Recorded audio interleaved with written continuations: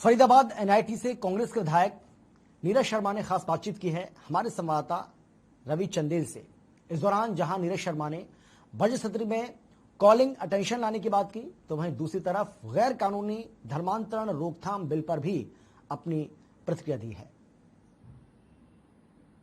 2 मार्च से हरियाणा विधानसभा का बजट सत्र शुरू होगा। बजट सत्र को लेकर क्या कुछ तैयारियां जो हैं वो की जा रही हैं, इसी विषय पर चर्चा करने के लिए हमारे साथ मौजूद हैं फरीदाबाद एनआईटी से कांग्रेस के विधायक नीरज शर्मा। सर, 2 मार्च से जो है बजट सत्र शुरू होगा, क्या कुछ तैयारियां जो है वो की जा रही हैं? नमस्कार जी। देखिए, सबसे पहले तो हमने अपने क्वेश्चंस लगाए हैं कि जो हमारी पीछे मांगे थी, डिमांडें थी, कुछ पूरी हुई, कुछ नहीं हुई। जो नहीं हुई तो उनका क्या कारण रहा, कुछ हमारी एश्योरेंस कमेटी में भी पूरी हुई, कुछ में अपनी कॉलिंग अटेंशन भी लेके आऊँगा जो हरियाणा के ज्वलंत मुद्दे हैं, और अब की बार मैं अपना प्राइवेट मेंबर बिल भी लेके आ रहा हूँ। तो बजट सत्र को लेके तो हमारी ये सब तैयारियां हैं। मेन उद्देश्य, हमारा मेन मकसद बजट के अंदर अपनी विधानसभा की एक एक समस्या को रखना, और विधानसभा के साथ बहुत सी समस्याएं पूरे स्टेट लेवल की है, हरियाणा लेवल की हैं, उन चीजों की ओर भी सरकार का ध्यान आकर्षण करना। सर, ये बताएं कि मुख्यमंत्री द्वारा एक बयान जारी किया गया था जिसमें उन्होंने कहा था कि सभी विधायकों और सांसदों को जो है वो पत्र भेजे जा चुके हैं जिसमें उनसे बाकायदा जो है सुझाव मांगे गए हैं। इसको लेकर क्या कुछ जो आपको पत्र पहुंचा, नहीं पहुंचा, क्या सुझाव आपने दिए? नहीं, देखिए, मेरे को पत्र भी मिल गया है जी, और उस पत्र के अंदर डेट भी थी कि 10 तारीख तक आप मुझे वो दे दें।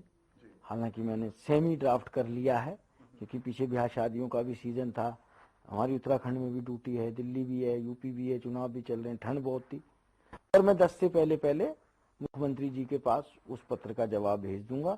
उसके अंदर उन्होंने दोनों चीजें पूछी हैं, बजट को लेके आय बढ़ाने के भी साधन और अपने इलाके की भी डिमांड। मैंने कुछ चीजें उसके अंदर माननीय मुख्यमंत्री जी के संज्ञान में आय बढ़ाने की भी लेके आऊंगा कि आय बढ़ेगी जब ही खर्चा होगा, जब आय नहीं होगी तो खर्चा कहां से होगा।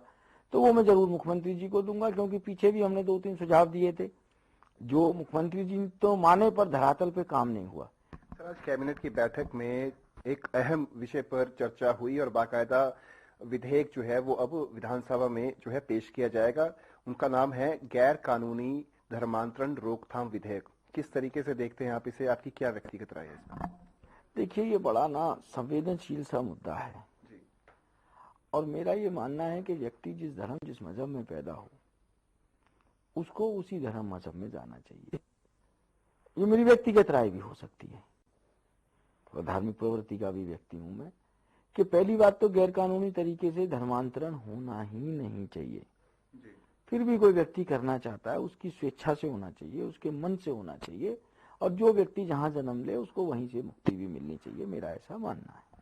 सर, अगर बात करें 75% आरक्षण की, उसको लेकर बाकायदा जो है अब आगामी 11 तारीख को जो है सुनवाई होगी सुप्रीम कोर्ट में। किस तरीके से देखते हैं, खास तौर पर आप ही के क्षेत्र से इंडस्ट्रियलिस्ट और साथ ही साथ फरीदाबाद इंडस्ट्रियलिस्ट और गुरुग्राम इंडस्ट्रियलिस्ट जो है उन्होंने बहुत आपत्ति जताई है इस पूरे एक्ट को लेकर। उन्होंने कहा है कि हमें कारीगर नहीं मिल पा रहे हैं, कारीगर, अधिकतर कारीगर जो है वो यूपी बिहार के रहने वाले हैं। टेक्सटाइल इंडस्ट्री की बात करें, आईटी इंडस्ट्री की बात करें, किस तरीके से देखते हैं? और आपने इसे काला कानून भी कहा था। देखिए, मैंने इस बिल को काला कानून नहीं कहा था, मैं पहले आपको बता दूं बात। इस बिल के अंदर एक पॉइंट ऐसा था जिसको लेके मैंने कहा था कि इसके अंदर ये काला कानून है। वो पॉइंट क्या था? जमीन फरीदाबाद की जाएगी, ट्रैफिक फरीदाबाद का बढ़ेगा, पोल्यूशन फरीदाबाद का बढ़ेगा, पर फरीदाबाद के बच्चे को नौकरी नहीं मिलेगी। जो इन्होंने 75 रिजर्वेशन में डिस्ट्रिक्ट का रिजर्वेशन किया है, रिजर्वेशन भी नहीं किया, कैप लगा दिए कि 10% से ज्यादा आप उस जिले के व्यक्ति को नहीं लेंगे, ये सर्वदा गलत कानून है। जहां तक इंडस्ट्री एसोसिएशन की बात है, जब ये विधानसभा में कानून आया था, मैंने उस समय भी कहा था कि साहब, इंडस्ट्री छुई मुई की पौधे की तरह होती है, आप उसको प्रोत्साहित करो। सर, एक अंतिम सवाल कि डेरा सच्चा सौदा प्रमुख राम रहीम को जो है वो 21 दिनों की फरलो मिली है। आरोप प्रत्यारोप का सिलसिला लगातार जारी है। जिस तरीके से पंजाब के अंदर चुनाव जो है वो होने जा रहे हैं, किस तरीके से देखते हैं, क्या आपकी क्या राय है इस पे, इस फरलों को मिलने को लेकर, खास तौर पर चुनावी समय के अंदर? देखिए, एक जेल मैनुअल है जी, उसके अंदर लिखा हुआ है कि हर कैदी को क्या क्या चीज है, क्या क्या नहीं है। हालांकि ये चीज बड़ी देखने वाली बात है, पर उस जेल मैनुअल के अंदर ये चीज वर्णित है कि नहीं है कि जो हीनियस क्राइम है उसमें फरलो के क्या दिशा निर्देश हैं। अगर जो सरकार ने जेल मैनुअल के दिशा निर्देशों का उल्लंघन किया है तो मैं समझता हूँ बहुत गलत बात है, ऐसा नहीं करना चाहिए था। और जेल मैनुअल के हिसाब से किया है तो देखिए हर कैदी को हक है। तो क्या राम रहीम के बाहर आने के बाद से पंजाब में चुनावी समीकरण में कोई बदलाव देखने को मिलेगा या नहीं देखने को मिलेगा? राइट्स की बात अगर हम छोड़ दें तो जब चुनावों के दौरान उनको जो फरलो मिली है तो पंजाब में क्या समीकरण जो है वो बदल सकते हैं या नहीं बदल सकते? देखिए वोटर जिस दिन चुनाव डिक्लेयर होता है ना जी, मन तो उसी दिन बना लेता है जी। जो आप जिक्र कर रहे हैं जिनका, क्या उन्होंने फरलो चुनाव प्रचार के लिए लिए? अगर जो वहां के चुनाव प्रचार करते हैं तो सबसे पहली बात है भारत के संविधान का कानून का उल्लंघन कर रहे हैं और सरकार को बिल्कुल इसको बर्दाश्त नहीं करना चाहिए।